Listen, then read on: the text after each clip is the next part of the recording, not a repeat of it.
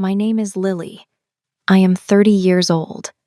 I work at a big advertising agency in the city. My title is Senior Copywriter. I write words for ads and campaigns. I work long hours every day. I sit at my desk early in the morning. I leave the office late at night. I drink too much coffee. That is my daily life. The office is big and loud and full of people. Many people work there. They talk fast. They walk fast. Everyone looks busy. I like my work. I am good at my work. I love finding the right words for every project, but nobody in that office really knows how good I am. Not at first. My boss is Richard. He is 42 years old. He is the creative director at our agency. Richard is tall and handsome. He has dark hair and a strong smile. He always wears expensive custom suits. The suits fit him perfectly. When he walks into a room, people look at him. When he speaks, people listen. When he smiles, people trust him. Richard looks like an important man, and Richard and I have a secret. We date. Nobody at work knows this. We are together for 2 years. At work, we do not hold hands. We do not look at each other in meetings. We sit at opposite ends of the table. We are professionals. We do not give people a reason to talk. But at night, he comes to my apartment. He brings wine sometimes. He tells me he loves me. He sits close to me on my sofa. He says my name in a soft voice. He is my boss. He is my secret. And I love him. I know this is not a normal situation. People do not usually date their boss. But Richard feels different to me. He feels special. I am happy with him. I feel safe with him. But that is what I think at that time. I work very hard every day. I always think about new ideas. On the subway, I think about new campaigns. I write notes on small pieces of paper. I draw plans in my notebooks. When I get a good idea, I feel happy and excited. I want to start work right away. I want to make the idea real. But in the big meetings, Richard is the one who speaks. He stands at the front of the room. He has a strong voice and a confident face. The CEO sits at the head of the long table. The clients sit in their important chairs, and Richard talks. He talks very well. He looks relaxed. He sounds smart. Everyone in the room looks at him. They like him very much. But the ideas he presents in those meetings are my ideas. Some nights, I stay up until 3 in the morning. I sit at my kitchen table. I type long presentations on my laptop. I choose every word carefully. I plan every step. I put the right images in the right places. I make everything look clean and perfect. Then, I save all my work on a small USB drive. I give the drive to Richard the next morning. He takes it with a smile. Then he goes into the big meeting room. He presents my work to the CEO and the clients. The CEO nods. The clients smile. They say the campaign is brilliant. They say Richard is very talented. Richard smiles. He says thank you to everyone on the team. But he does not say my name. He never says my name. I sit in the back of the room. I hold my coffee cup. I look at the big screen. I see my words on that screen. I see my ideas and my plans. But I say nothing. I just drink my coffee. Nobody looks at me. Nobody asks for my ideas. One afternoon, I talk to Richard alone. We are in his office. I close the door. I ask him for a promotion. I ask him to give me credit for my work. I want the CEO to know my name. I want the clients to know what I do. Richard puts his pen on his desk. He gets up from his chair. He walks over to me slowly. He puts both his hands on my shoulders. He looks into my eyes. Then he kisses my forehead. It is a soft and gentle kiss. "We have to be careful, Lily," he says. I wait. I listen. "People at work cannot know about us," he says. "They will fire you. I protect you. My success is our success. We build our future together. You believe me, right?" I look at his face. He looks serious. He looks like a man who cares about me. His eyes are warm. "Yes," I say quietly. "I believe you. And I mean it. I truly believe every word he says." So I go back to my desk. I open my laptop. I start the next project. I work through my lunch break. I work late into the night. I give Richard my best ideas. I give him my smartest plans. I work very hard on every task because I love him, because I trust him, because I want our future to be real. But I do not see the truth. Not yet. At night, Richard comes to my apartment. He says sweet things. He says I am important to him. He says we are a team, and I believe him. But at the office, nobody sees me. My name does not appear on the big campaigns. The CEO does not know my face. The clients do not know my name. Richard takes my ideas into that big meeting room. He closes the door. And I stay outside. I drink my coffee. I open a new notebook. I write down my next great idea. Because this is what I do. I am good at this. I think love makes all of this okay. I am wrong. One Monday morning, a new face arrives at the office. Her name is Jessica. She is 23 years old. She is the new intern. She wears short skirts every day. Her perfume is sweet and very strong. You can smell it from across the room. She smiles at every person she meets. She laughs at every small joke. She is friendly and full of energy. Many people notice her right away. Richard notices her too. At first, I feel no concern. Jessica is just a new intern. She is young and does not know much about advertising yet. A boss helps new people learn the work. This is normal. I understand this. I go back to my desk and open my laptop. But then things begin to change. Richard starts to spend a lot of time with Jessica. He calls it mentoring. He closes his office door when she comes in. They stay inside together for a long time. One afternoon, I walk past his office. I hear them laugh. The sound makes me feel uncomfortable inside. But I say nothing. I am a professional. I trust Richard. Then one Friday, Richard sends me a short text message. "Sorry, Lily. Too busy this weekend. Work issues." I look at the message. I wait for more words. No more words come. The next weekend, the same thing happens. His messages get shorter. His phone calls stop completely. I feel a small, cold feeling inside, but I push it away. He loves me. He says so. 3 weeks later, a very big opportunity arrives at the agency. A large international company looks for a new campaign. They offer a $1 million contract. Everyone at the office talks about it. The CEO looks nervous and excited. Richard looks very serious. Richard calls me into his office. He closes the door. He sits across from me at his big desk. He looks at me with serious eyes. "Lily," he says, "I need your very best work. This campaign must be perfect." I nod. I tell him I understand. I walk back to my desk, and I start immediately.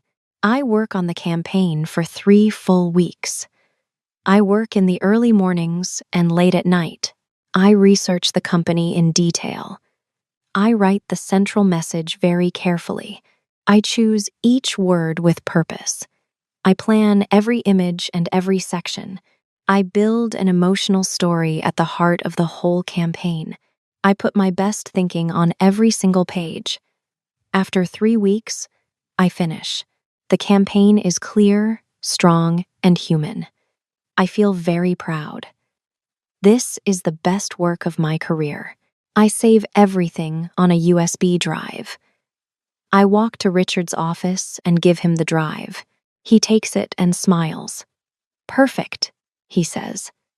"This is going to win us everything." I smile back. I feel hopeful. The morning of the big presentation arrives. The CEO sits at the head of the long table. The clients arrive in expensive suits. The whole team fills the room. Everyone feels the pressure. Richard stands at the front. He plugs in the USB drive. The screen lights up. My campaign appears on the screen. My words, my ideas, my story. The room goes quiet. The clients begin to nod slowly. Smiles appear on their faces. They look at each other. The CEO leans forward in his chair. Richard speaks in a smooth and confident voice. He tells the story of the campaign perfectly. He sounds brilliant. He looks sharp. The room applauds. Then Richard smiles. He raises one hand. "I want to thank one special person," he says. "She works very closely with me on this project. She is a natural talent. I see a great future for her." He pauses. "Jessica, please stand up." Jessica stands from her seat. She smiles and waves at the room. Everyone applauds again. Richard promotes her to junior executive on the spot. More applause. More smiles. I sit at the back of the room. My hands rest still in my lap. My face does not move. I look at the screen. I look at my words and my ideas on that screen. I say nothing. I do nothing. Richard does not look at me. Not one time. The meeting ends. The room empties slowly. I stay in my chair for a few minutes. Then I stand up. I walk down the quiet hallway to Richard's office. Most people go home already. The lights are dim. The office is very still. I open his door without knocking. Richard and Jessica sit on the large leather sofa. They kiss. It is not a mistake or an accident. I drop my coffee cup. It hits the hard floor with a loud crash. Coffee spreads across the tiles. Richard and Jessica pull apart quickly. Jessica stands up fast. Her face turns red. She looks at the wall. Richard looks at me. He does not look guilty. He does not look sorry. He looks annoyed. He wipes his mouth slowly with the back of his hand. I feel my voice shake. But I speak. I say everything. I talk about the cheating. I talk about the stolen campaign. I talk about 2 years of my work and 2 years of his lies. My voice gets louder. My hands feel cold. Richard stands up. His eyes go cold and hard. "You act crazy, Lily," he says. His voice is flat and slow. "You are too emotional. This is unprofessional behavior." He straightens his jacket. He looks at me without expression. "Pack your desk. You are fired." He pauses. "And if you say anything about us, I make sure you never work in this industry again." He says these words without any feeling, calm and cold and certain. Jessica looks at the floor. She says nothing. I say nothing more. There is nothing left to say. I walk to my desk. I take a small cardboard box. I put my notebook inside. I put my coffee mug inside. I put my small plant inside. I carry the box with both hands. I walk to the elevator. I push the button. The doors open. I step inside. The doors close. I give Richard 2 years of my heart and 2 years of my brain. He throws me away without one word of goodbye. He does not even look at my face. The elevator goes down. I look at my reflection in the metal doors. I am still here. I go home that afternoon with my small cardboard box. I put it on the kitchen floor. I sit on the sofa in the dark. I do not turn the lights on. I do not move for a long time. The next morning, I do not get up early. I stay in bed. I look at the ceiling. I look at the cracks in the paint above me. I do not want to move. I stay in my apartment for a full week. The curtains stay closed. I eat very little. I sleep too much, and then I do not sleep at all. I cry many times each day. I cry for the lies. I cry for my hard work. I cry because I am blind for 2 years. Richard takes my ideas. He takes my voice. He takes my best years and my biggest campaigns. Then he fires me and tells me I act crazy. I feel stupid. I feel used. I feel very small. I ask myself the same questions again and again. Why do I trust him? Why do I always stay quiet? Why do I give him everything and say nothing? I know my ideas are strong. I know my campaigns are brilliant, but I stay in the back of every room. I hand him the USB drive, and I go back to my desk. I tell myself it is love. I feel ashamed. I feel angry. I feel lost. But then one morning, something changes inside me. I sit at my kitchen table. I hold a cold cup of coffee. I look around the room. I see the shelf near the window. My notebooks sit there. Many notebooks. They go back 5 years, 6 years, even more. I get up. I walk to the shelf. I take the first notebook. I open it. Pages of ideas, plans, campaign structures, strong, clear messages, real, brilliant work. Page after page after page. I take the next notebook, the same, and the next, and the next. I sit down on the floor with all my notebooks around me. I read for a long time, and then a simple truth becomes clear to me. Richard does not make me smart. He never teaches me one thing. He never improves one word in my campaigns. He never gives me one real idea. He just stands at the front of the room and says my words in a confident voice. Without my work, he has nothing. Absolutely nothing. Every idea in these notebooks belongs to me. Every single one. I am not stupid and broken. I am the reason his agency wins big deals.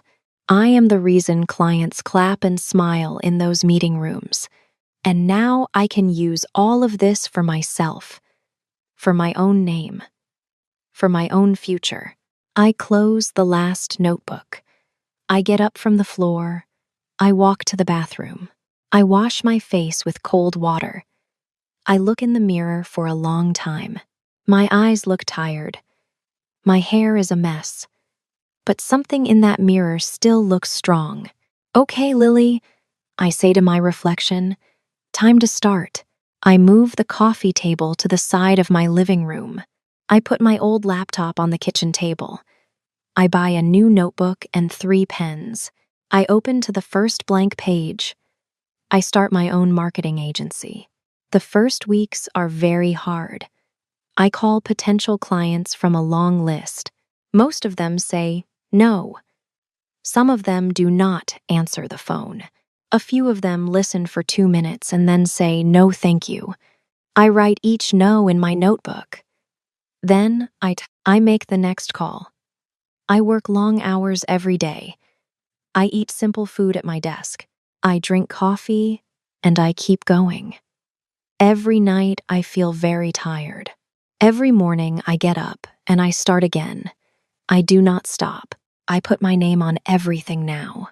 On my website, on my proposals, on every email. Lily Chen, founder. I am not the quiet person in the back row anymore. I am the name at the top. I am the person in front. About 2 months later, I get a phone call. The caller is James. He is 35 years old. He is the marketing director at a technology company. He is a former client from my old agency. I remember him well. He always sits quietly in the big meetings. He always listens more than he talks. He asks smart, careful questions. He pays real attention. James tells me something important. He always notices me at the old agency. He sees me in the back of the meeting rooms. He watches me type notes very fast. He listens to Richard present the campaigns, but he always feels something is not right. The ideas in the presentations are brilliant, but they do not feel like Richard's ideas. They feel like they come from someone quieter, someone in the back row. So when James finds my name on a new business website, he calls right away. He offers me a real project, a campaign for his company. It is not a $1 million deal, but it is real work, and it is mine. I meet James at his office. He welcomes me with a handshake. He gives me a chair at the main table, not at the back, right in the middle. When I speak, James listens. When I explain an idea, he writes it down. He nods. He asks smart questions. He does not interrupt. He does not take my ideas and walk away. At the end of the meeting, he says simply, "Lily, I want your name on this project, on every document, on every slide, on everything." For James, this is just normal. For me, it changes something very important. He does not hide me. He puts my name on the screen. He tells his team exactly who creates the work. He respects my ideas. He respects me. And for the first time in a very long time, I feel real again. 1 year later, a lot changes. My small agency now has several real clients. James gives me strong references. Other companies start to hear my name. Good work brings more good work. I hire a part-time assistant. I buy better equipment for my home office. My name appears in a local business article. Life feels different now. This life belongs to me. Then one morning, a very big invitation arrives in my email. A major global brand looks for a new advertising agency. They want a full creative campaign. The deal is very large. It is the kind of contract that changes a small agency into a serious company. They invite several agencies to compete. My agency makes it to the final round. 2 finalists remain. My company is one. Richard's large agency is the other. I read the email 2 times. I put my phone on the table. I sit very still for 1 moment. Then I pick up the phone and call James. "I need help to prepare," I say. "Then let us start now," he says. James and I spend 4 weeks on the pitch. I create every part of the campaign. I think about it every day. I wake up at night with new ideas, and I write them down right away. I test every message. I check every detail. I practice the presentation many times in front of my bathroom mirror. On the morning of the big day, I put on a red suit, sharp and strong. I stand in front of the mirror. I look at myself for a few seconds. I take 1 slow breath. I am ready. The presentation takes place in a large glass boardroom near the top of a tall building. The clients sit on one side of the long table. They are senior executives from the global brand. They look serious and experienced. They see many pitches today. They know what good work looks like. They also know what weak work looks like. I arrive early. I set up my laptop and my materials. I put water on the table. Then Richard walks in with Jessica. Richard looks very different from the man I know. He looks older. His face is tired. The bags under his eyes are dark. His suit still costs a lot of money, but he does not walk the same way. He moves like a man who does not sleep well. Jessica walks next to him. She looks at her phone. She looks at her phone in the hallway. She looks at it during the setup. She does not help Richard with one single thing. Richard sees me across the room. His eyes go wide for just one moment. Then he looks away. He fixes his tie. Richard presents first. He stands at the front. He takes a breath. He begins to speak. But the campaign is weak. The main idea is not clear. The message does not connect to real people. The words feel flat. The story has no direction. Two clients look down at their papers. One executive writes in her notepad and underlines it hard. Another client checks his watch. Richard speaks for 20 minutes. At the end, the room gives polite and quiet applause. Nobody leans forward. Nobody looks excited. Richard sits down. He takes a sip of water. He loosens his collar. Then I stand up. I walk to the front of the room. I connect my laptop. The screen lights up. I look at the clients. I smile. Not a nervous smile, a confident and clear one. "Good morning," I say. This campaign starts with one truth.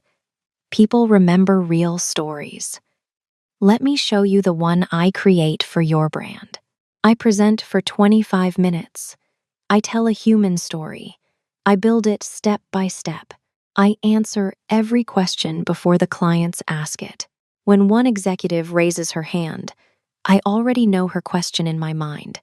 I give her a clear answer with real numbers.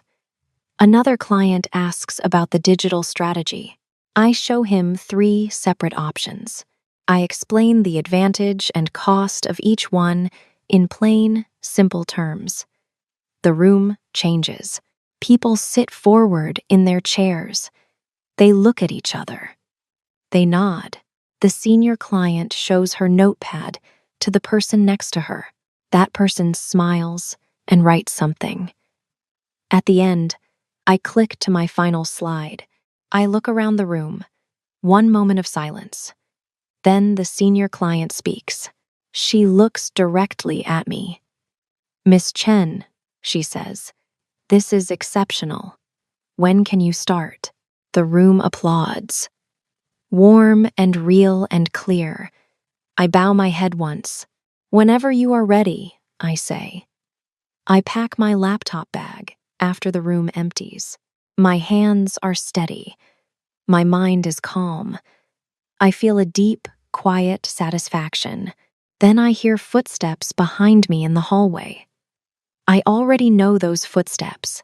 I turn around slowly. Richard stands a few steps away. He holds his phone in one hand. His face is pale. He looks at me with tired, uncomfortable eyes. He looks much smaller than the man I remember. "Lily," he says. I wait. I say nothing. "You are incredible," he says. His voice is quiet. "You are always incredible." I always know that. He looks down at his phone. I just get a message from my CEO. He fires me. I lose too many clients this year. Without strong campaigns, everything falls apart. He stops. He looks back at me, and Jessica leaves me too. Last month, she takes another job. I am alone. I have nothing right now. Lily. He takes one small step toward me. "Please," he says. "I am sorry. I am a fool. I know this now. Please come work with me." or come back to me. We are great together. You know that. He looks at me. He waits for my answer. I look at him. I look at his expensive suit. I look at his tired face. I wait for some feeling to arrive inside me. Anger, sadness, anything at all. Nothing comes.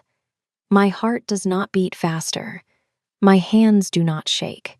I feel very calm and very still inside. He is not the powerful man I know 2 years ago. Without my work, he is just a man in a good suit with no real ideas. He is not a great boss. He is not a great partner. He is the person who takes my work, takes my years, and then tells me I act crazy. I speak slowly. I speak clearly. We are never a team, Richard, I say. I am the talent. You take all the credit. I give you 2 years of my work and 2 years of my trust, and you fire me and tell me I act crazy. I pause for 1 second. Good luck with your next job. But it is not with me. I pick up my bag. I turn around. I walk away. My heels click on the marble floor. Each sound is clear and certain and strong. James stands near the elevator. He holds 2 coffee cups. He smiles at me. A warm smile, a proud smile. He does not need to say a single word. He holds out a coffee cup. I take it with both hands. It is warm. We won, I say. You won, he says. The elevator doors open. We step inside. I turn to face the hallway. Richard still stands there. He looks at me. His face has no expression. He does not move. The elevator doors close. I look at my reflection in the metal doors. I see a woman in a red suit. I see a woman who stands straight. I see a woman with her own company, her own name, and her own future. I am free. I am powerful. I am the boss now. Did someone ever steal your work at your job? What do you do? Tell me your story in the comments below. And if you love to see strong women win, please hit the like button and subscribe to Teddy English Stories. Thank you for watching.